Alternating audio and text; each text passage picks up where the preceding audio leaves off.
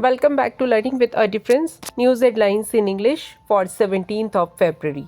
And first of all, national news. New Chief Minister of Delhi likely to be picked tomorrow. Sources. New India Cooperative Bank manager sent to police custody in fraud case. President Murmu attended change of guard ceremony held in new format. Obsolete idea. Viva founder Viraj Bhail on 70-hour work week. Gujarat local body elections underway. BJP won 215 seats unopposed. Sports minister urged youngsters to use cycles as commuting option. Now some international news.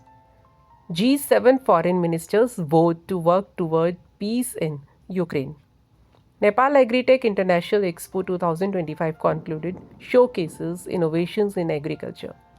US Russia to meet in Saudi Arabia over Ukraine war. Final draft of Sri Lanka's budget 2025 presented for presidential review. Meta announced 50,000-kilometer water-worth subsea cable project to boost digital connectivity between India and US. Brazil to host BRICS summit in Rio de Janeiro in July. Now some sports news. FIH Pro League India men's team defeated Spain 2-0. Uganda's Jacob Kiplimo became first to run half marathon under 57 minutes. Delhi Open unseeded Japanese pair of Imamura Noguchi secured men's doubles title. Now news related to business. Center reviewed 21 issues affecting 14 infrastructure projects in Gujarat, Rajasthan. Announcement of India-US trade agreement has boosted biz confidence, Piyush Goyal.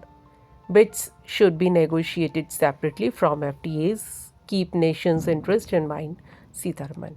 Standard Chartered got RBI note to appoint PD Singh as India's CEO.